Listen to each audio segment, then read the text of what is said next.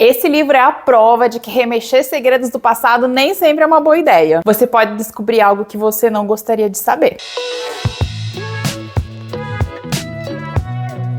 Oi pessoal, tudo bom? Sejam todos muito bem-vindos de volta ao canal. Eu sou a Cat, tô bem feliz de estar com vocês em mais um vídeo. E hoje eu tô aqui pra falar sobre Teia de Mentiras, livro do Charlie Donlea, que eu terminei de ler hoje à tarde. Então tá fresquinho na minha cabeça e eu pensei, vou gravar logo pra lançar esse vídeo no canal, porque eu sei que tem muita gente no aguardo da resenha e de saber um pouquinho mais sobre essa história. Teia de Mentiras está saindo aqui no Brasil pela Faro Editorial com tradução do Carlos Slack. Teia de Mentiras já chega com um pequeno diferencial, porque ele é o primeiro livro do autor protagonizado por um homem. Todas as histórias anteriores tinham protagonistas femininas, então eu tava bem curiosa pra saber como é que o Charlie se sairia com essa pequena mudança. O protagonista aqui se chama Ethan Hall. Ele é um homem de 45 anos que já foi detetive, porém ele largou a profissão quando ele percebeu que a profissão estaria deixando ele um pouquinho fora das ideias e ele acabou se tornando um médico. Inclusive é no hospital que nós vamos conhecer o Ethan. Ele está trabalhando no seu plantão quando ele vai receber a visita do seu ex-parceiro, chamado Peter Kramer, e o Peter chega nele e diz o seguinte: olha só, eu estou morrendo, eu tenho uma doença, não me resta muito tempo e eu queria te pedir um favor. Um caso no qual eu trabalhei e eu nunca consegui solucionar está sendo reaberto e eu quero muito a sua ajuda porque você era o melhor. O Ethan, a princípio, não quer aceitar, ele não quer voltar para esse mundo de investigação, ele não quer voltar a ser um detetive, mas ele vai sofrer ali algumas pressõezinhas, tanto do amigo quanto do governador. Pois é, o caso que o amigo dele reabriu é sobre o desaparecimento de uma garota que aconteceu 10 anos antes. Essa garota se chamava Kelly Jones e hoje o pai dela é governador. Então tem várias forças poderosas ali movendo uns pauzinhos para que a coisa aconteça. O Ethan não quer aceitar a princípio, como eu falei, ele não quer voltar para esse mundo, mas essas pressões todas vão acabar fazendo com que ele aceite trabalhar como consultor. Ou seja, ele vai fazer ali algumas investigações com o apoio do governador, sob a supervisão do Peter, e tudo que ele vai descobrir terá que ser reportado. Mas tem mais um drama na vida do Ethan que a gente vai descobrir, é o fato de que o pai dele foi assassinado 30 anos antes e o homem que foi preso, que se chama Francis Bernard, ainda meio que faz parte meio que indireta da vida do Ethan. Todos os anos o Ethan faz uma visita a esse homem para lembrar do que o pai dele sofreu, e toda vez que esse homem tenta entrar em liberdade condicional, o Ethan vai até lá, ele participa das reuniões para forçar que o cara não saia nunca da cadeia e pague por tudo que fez pro pai dele. Porém, em uma das visitas, dessas visitas, né, anuais que ele faz para esse assassino que está preso, o Francis vai comentar para ele: olha só, eu escutei que você reabriu ali o caso de uma garota que desapareceu há 10 anos atrás e talvez eu tenha uma informação. O Ethan fica totalmente desnorteado porque esse homem está preso há 30 anos e a Kelly desapareceu há 10 anos, então não tem como ele ter participado disso. Como é que um homem que está numa prisão de segurança máxima há 30 anos sabe de algo que aconteceu há tão pouco tempo e tem alguma informação sobre isso? A partir desse momento, o Ethan e o Francis, eles vão começar um jogo muitíssimo perigoso, em que o Ethan precisa de informações que o Francis diz ter. Então o Francis começa a jogar um jogo bastante meticuloso e sádico também com o Ethan, né? Afinal, o Ethan já tá sofrendo por toda a questão do pai, né? Nesses 30 anos que esse homem tá preso, e agora o Francis começa a jogar com ele de um lado pro outro também. Só que o Francis Bernard, esse homem que está preso pela morte do pai do Ethan, ele não tá jogando só com o Ethan, tá? A gente vai descobrir que tem uma mulher misteriosa que aparece ali ao longo do livro, que também tá em contato com esse Francis e tem alguma trama acontecendo com ela. E mais do que isso eu não vou contar porque eu também não quero estragar a surpresa de ninguém. Esse é um livro, gente, frenético. Eu li ele sem parar, desde o momento em que ele chegou, eu precisava continuar, precisava saber. Ajuda muito o fato de que o Charlie é conhecido por ter capítulos curtíssimos, às vezes de meia página. Então você lê um, daí você pensa, nossa, eu posso ler mais um, eu posso ler outro, eu posso... Quando você viu, o livro acabou. Então o ritmo do livro é bem acelerado. Uma coisa que eu achei bem curiosa sobre esse livro é que ele te entrega a resposta sobre o mistério da Kelly Jones, faltando umas 80 páginas para terminar. E você fica totalmente, ué, como assim? O livro já me entregou a resposta, ainda tem quase 100 páginas pela frente. Aí que o jogo vira e o autor nos entrega um final frenético, porque ainda tem muita coisa pra acontecer, a gente só não tava ligado. Eu senti, enquanto eu tava lendo o final desse livro, que eu tava lendo quase um roteiro de filme, porque tinha muita ação, muita coisa acontecendo, muita briga. A maneira como ele vai escrevendo o finalzinho, com capítulos bem curtinhos, que sempre terminam numa tensão, vai te deixando muito nervoso, porque você não sabe o que vai acontecer. É o famoso cabaré pegando fogo. Tem muita coisa acontecendo aqui nas últimas 80 páginas e você não consegue consegue largar o livro porque você precisa saber. Eu achei isso muito legal. O ritmo do Charlie, ele é um ritmo que já tá consolidado. O autor já trabalha isso em todos os livros dele. Quem lê os livros do Charlie já tá acostumado. Então ele tem tramas que são aceleradas, tem capítulos que são breves. Ele gosta de finalizar os capítulos com pequenos ganchos que te fazem querer seguir. Então eu acho que esse livro vai agradar todos os fãs dele. Duas perguntas que eu vou responder aqui, porque de repente alguém vai me perguntar nos comentários, então já deixa eu falar. Primeiro, tem algum crossover nessa história? Porque é uma coisa que o Charlie gosta de fazer. E geralmente ele cita um personagem que já apareceu em outro livro, cita no próximo. Dessa vez eu acho que não apareceu ninguém, tá? Ou pelo menos eu não notei, eu perdi a informação, mas eu não acho que tenha crossover nesse livro. Só se for lá dos primeiros livros, que eu confesso que eu tô um pouco esquecida sobre eles, então se algum personagem lá do início apareceu aqui, eu acabei não percebendo. Mas eu acho que não tem crossover nessa história. Segunda pergunta, o que eu achei do protagonista homem do Charlie, do Ethan como personagem? Vou ser sincerona com vocês que, a princípio, o Ethan não me conquistou muito. Eu achei ele muito, assim, basicão, sabe? Não sei se é porque eu tô acostumada que todas as personagens do Charlie, elas têm um ponto de personalidade que é meio obscuro. Eu fiquei esperando isso aparecer no Ethan também, mas ele era um bom médico, ele era um bom detetive, ele era muito bom no que ele fazia. Eu estava achando ele muito perfeitinho, sabe? Então, durante boa parte da narrativa, eu gostei do Ethan, mas eu achei ele meio sem sal. Agora, quando o final começa a se aproximar,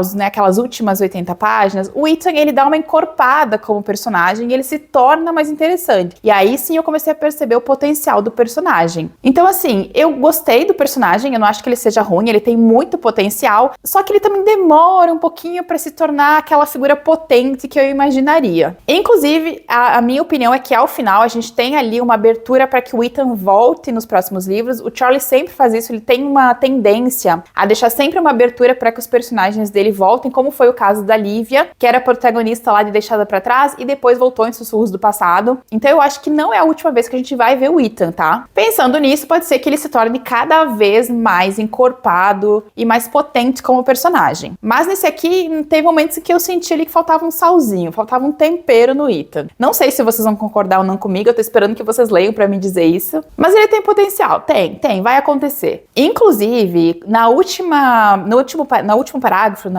último capítulo do livro, eu fiquei com uma suspeita um pouco sinistra sobre uma coisa. Porém, eu preciso que mais pessoas leiam para que venham conversar comigo e eu conte essa minha suspeita para ver se faz algum sentido ou eu tô sendo doida em pensar isso. Enfim, gente, eu acho que é um livro que segue bem a cartilha Charlie Donlia de suspensos investigativos. Você tem uma história que tem dois mistérios acontecendo, eles vão acontecendo ao mesmo tempo. A parte do final é mais acelerada, é mais encorpada que o resto do livro. Tem personagem que tem potencial para retornar, que é uma coisa que a gente sempre espera também nos livros dele. E agora eu quero saber de vocês, né? Conforme vocês forem fazendo a leitura, deixem opinião aqui no vídeo, comentem se vocês gostaram, se teve algo que vocês não curtiram tanto, o que vocês acharam do Ethan como personagem, promete ou não promete? Eu vou adorar conversar com vocês enquanto vocês forem fazendo a leitura. Só lembre que se você for comentar alguma coisa com spoiler, escreve um spoilerzinho assim bem grandão no início para que ninguém pegue ali sem querer uma informação que não queira, tá? Vou deixar link para o livro aqui embaixo no box para vocês. Espero que vocês tenham gostado de saber um pouquinho mais sobre Teia de Mentiras. E a gente se vê no próximo vídeo. Tchau!